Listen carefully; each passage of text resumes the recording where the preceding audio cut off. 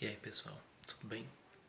Na aula de hoje a gente vai falar sobre duas coisas bastante importantes em história, dois conceitos simples, mas também bastante importantes.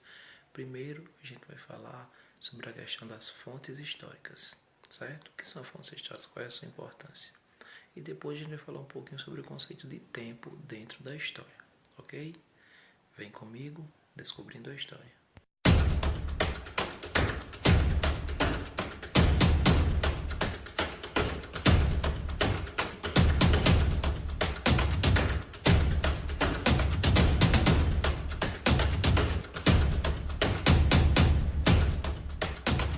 Se inscrevam no canal, dá like e compartilha. Vem comigo, descobrindo a história.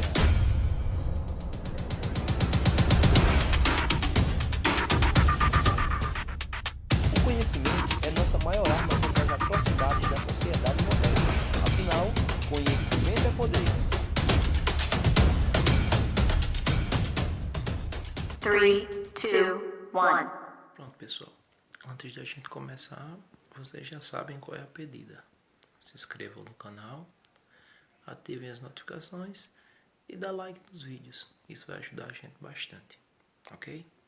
Vamos lá para a aula, que é o que vale a pena. Conhecimento é poder, como eu sempre digo. Então, quando a gente fala em fontes históricas, a gente tem que entender que elas são essenciais para o trabalho do historiador. Isso mesmo que vocês ouviram. O historiador, pessoal, ele pode ser considerado uma espécie de investigador, de detetive, parecido até com aqueles detetives dos filmes que vocês sempre assistem. Qual a diferença?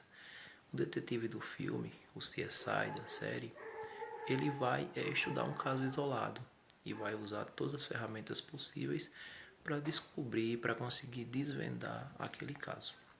O historiador não é diferente. Nós precisamos de pistas, de ferramentas para poder entender o passado e materializá-lo no presente, ok?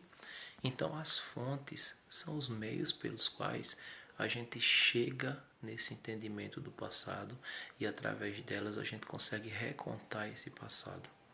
Então, fonte histórica é tudo aquilo que o historiador usa para recontar o passado, para recriar o passado.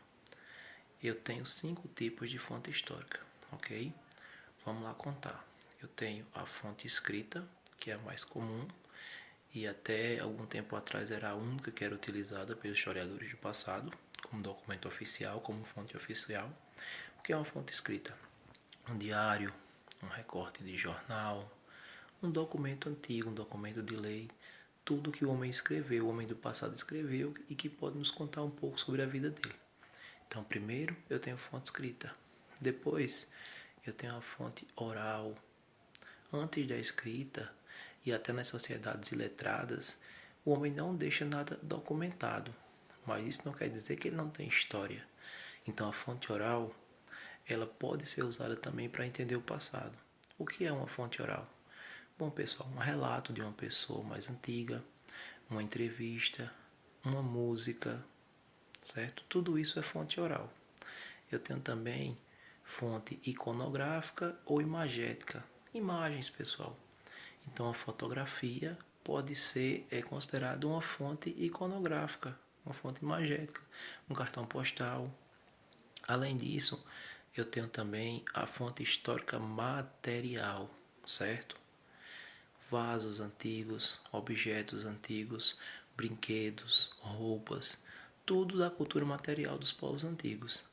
E para finalizar, nossa quinta fonte histórica, a gente tem a questão da fonte arquitetônica, casas antigas, edifícios, monumentos, tudo que foi construído no passado e que pode nos ajudar a compreender esse passado, certo? E a transcrevê-lo, a trazê-lo para o presente, para que possamos realmente entender esse passado. Então, o historiador precisa disso, precisa dessas fontes para conseguir contar o passado, ok? E para finalizar nossa aula de hoje, nossa aula curtinha de hoje, até porque, como eu sempre digo, quantidade não é qualidade. A gente está simplificando ao máximo para vocês compreenderem melhor. A gente vai falar do segundo ponto que eu falei, que é importante eu entender para poder compreender bem a história. A gente vai falar sobre o tempo, o conceito de tempo dentro da história. Quando eu falo em tempo em outras ciências, como a geografia, por exemplo, vem na mente da gente a questão de clima, a questão climática, por exemplo.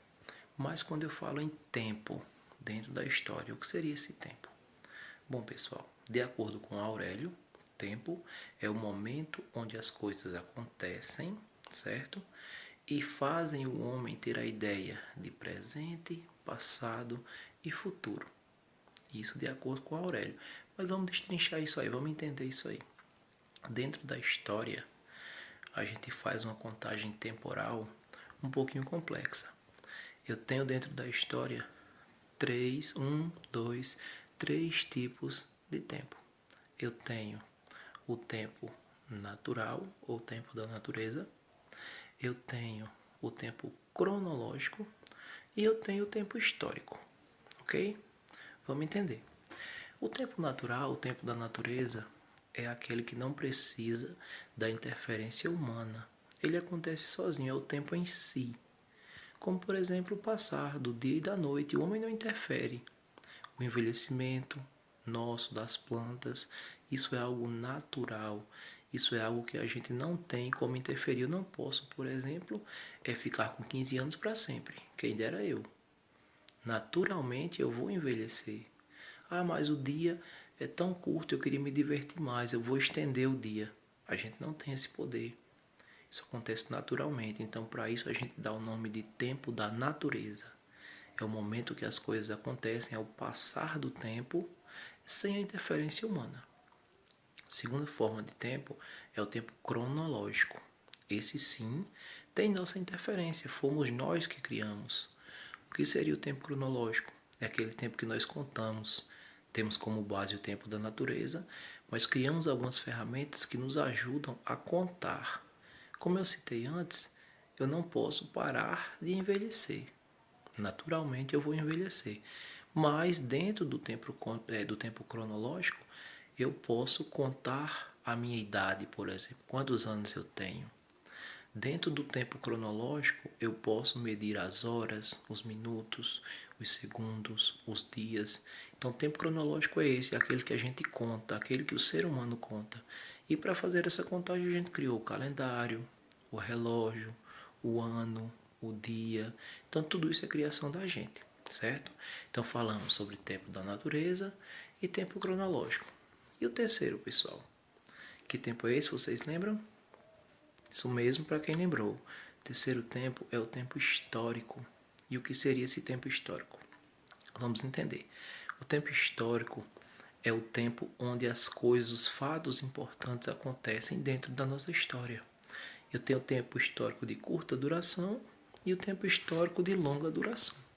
Como assim? Quando eu falo, por exemplo, da Idade Média. A Idade Média é uma época de quase 1000 anos, como a gente já estudou em alguns vídeos do canal. Então, a Idade Média tem vários acontecimentos importantes ali que a gente estuda. Então, isso é um tempo histórico de longa duração. Tem fatos importantes ali dentro da Idade Média que eu vou usar como base para entender o passado. E o que seria um tempo histórico de curta duração, pessoal? Vamos usar como exemplo a Primeira e a Segunda Guerra Mundial. Certo? São momentos dentro da história, mas momentos mais curtos, momentos não tão extensos, mas que não deixam de ter sua importância e sua relevância. Então, o tempo histórico é aquele momento importante dentro da nossa história, certo? Que influenciou ou influencia o nosso presente e pode influenciar o futuro, e ele é dividido em de longa duração e de curta duração. Dentro desse tempo histórico, eu também posso contar a questão das transcendências, algo que transcende, ok? E as rupturas históricas. Poxa, professor, mas o que é transcendência e o que é ruptura? Como eu falei, transcendência é aquilo que transcende o tempo. Então, por exemplo, a função das ruas. As ruas, desde que as cidades foram criadas, elas servem para as pessoas transitarem, para os veículos, para os animais transitarem. Então isso transcende o tempo. A sociedade muda, a religião em alguns locais mudam, mas a função da rua é a mesma. Isso é uma transcendência histórica. E o que é uma ruptura? totalmente o contrário da transcendência, pessoal. Algo que rompe, que não existe mais. Então, vamos usar como exemplo a questão lá na Idade Moderna do sistema imperialista, dos reis que dominavam, certo? Que centralizavam o poder. E hoje a gente não tem esse tipo de rei. Hoje o regime que vigora na maioria dos países do globo é o regime republicano, seja uma república presidencialista ou uma república parlamentarista. Então houve uma ruptura, houve uma mudança. A gente saiu daquele imperador, daquele soberano que controlava o poder nas suas mãos, e agora a gente tem uma república onde, entre aspas, o poder é do povo, mas o povo não sabe que tem esse poder, infelizmente. Então isso é uma ruptura, certo? E a gente faz esse estudo também dentro do tempo histórico. O que transcende, que é a permanência, e o que rompe, que é o que acabou. Ok? Espero que tenham gostado. Uma aulazinha curta, só pra gente quebrar a rotina, só pra gente entender um pouquinho mais dos conceitos históricos. Se inscrevam no canal, ativa a notificação, dá like no vídeo. Tchau, até a próxima.